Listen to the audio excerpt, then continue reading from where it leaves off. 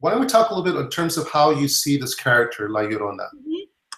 Well, I think she's a really interesting character because she's sort of these different people all kind of crammed into one. She's this woman who is friends with all the local people and funny and lighthearted and loving and everything. But she's also this this ghost, this woman who has gone through tremendous tragedy. And I feel like she goes from being just a normal woman as part of the village and being sucked back into this role of being this ghost or this like it's like fate. She can't escape it, and she has to play her part.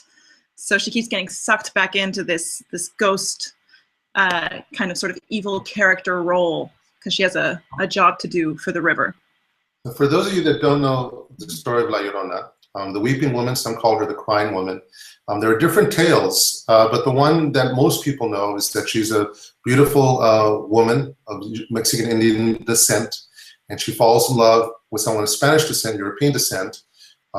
They get married, they have children. He betrays her, and she goes mad. And in retribution, she takes her children to the river and drowns them. And then her soul is forever tormented.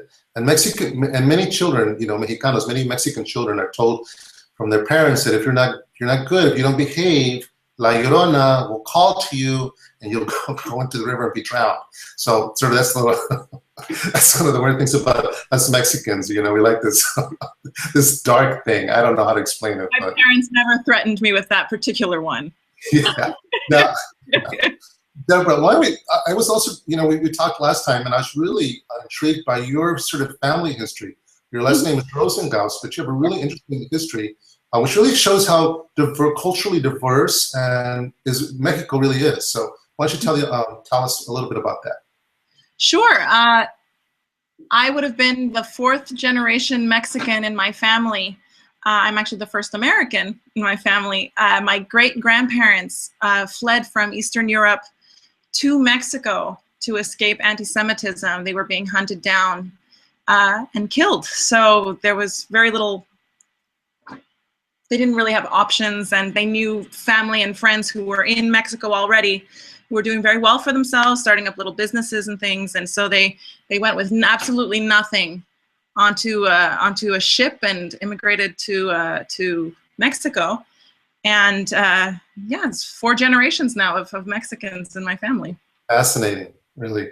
And actually, Deborah speaks, her Spanish is so much better than mine. I'm very, California-born, Pocho, Chicano, did not grow up speaking Spanish, but I'm working at it. Every show I do, I get a little bit better, I think.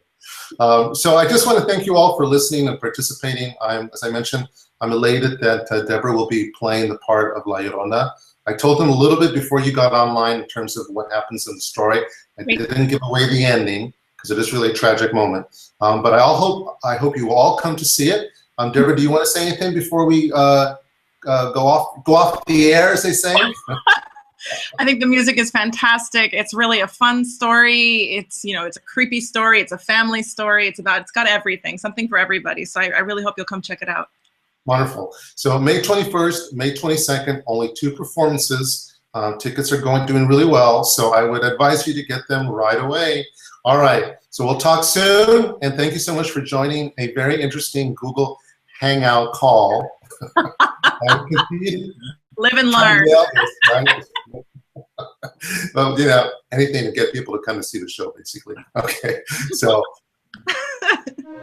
All right, Deborah. Well, I'll be seeing you very soon for rehearsals, and everyone, you'll be getting a little glimpse of that on our Facebook page, Opera Cultura Hector Armienta. There's always lots of interesting stuff and tidbits and great things to see on our Facebook page. All right.